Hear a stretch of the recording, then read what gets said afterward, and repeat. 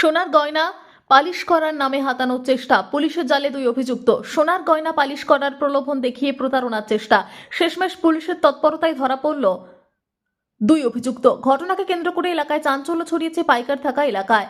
ঘটনার তদন্তে নেমে রোহিত কুমার শর্মা ও শত্রুঘ্ন শর্মা দুই অভিযুক্তকে আটক করে পাইকার থানার পুলিশ। অভিযুক্ত দুজনেরই বাড়ি বিহারের ভাগলপুর জেলার বুদ্ধচক থানার একদারা গ্রামে। থানায় এনে তাদের জিজ্ঞাসাবাদ করতে এই কথায় অসঙ্গতি মিললে তাদেরকে গ্রেপ্তার করে পুলিশ। স্থানীয় সূত্রে জানা গিয়েছে, অভিযুক্তরা বাড়ি বাড়ি গিয়ে সোনার গয়না পালিশ করে দেওয়ার কথা বলে। কম খরচে গয়না নতুনের মতো করে দেওয়ার আশ্বাস দিয়ে তারা বাসিন্দাদের কাছ থেকে গয়না নিত। অভিযোগ, পালিশ করার নাম করে গয়না হাতিয়ে নেওয়ার ছক কষেছিল তারা। রবিবার এলাকায় সন্দেহজনকভাবে ঘোরাঘুরি করতে দেখে স্থানীয় বাসিন্দাদের সন্দেহ হয়। পরে বিষয়টি পুলিশকে জানানো হলে পুলিশ অভিযুক্তদের সন্ধানে নেমে জাজিগ্রাম থেকে দুই অভিযুক্তকে আটক করে। আজ অভিযুক্ত দুই ব্যক্তিকে রামপুরহাট মহকুমা আদালতে তোলা হয়। কল্যাণী এক্সপ্রেসওয়ে দিয়ে গেলে এই জায়গা একদম মিস করবেন না। নৈহাটি রাজেন্দ্রপুর ব্লাইন্ড স্কুলের কাছেই রয়েছে এলাকার খুব জনপ্রিয় স্পট কেশরী ধাবা।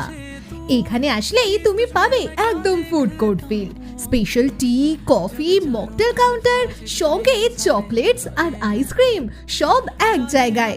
ভেতরে গেলে ইন্ডিয়ান আর চাইনিজ খাবারের সুন্দর আয়োজন চোখে পড়বে, সাথে ফ্রেশলি বানানো ধোসা আর ইডলি। লাঞ্চ হোক বা ডিনার, তোমার পছন্দের সবটাই এখন এক জায়গায়। আর যেটা না বললেই নয়, এখানকার কেশরি বিরিয়ানি, যার টেস্ট আর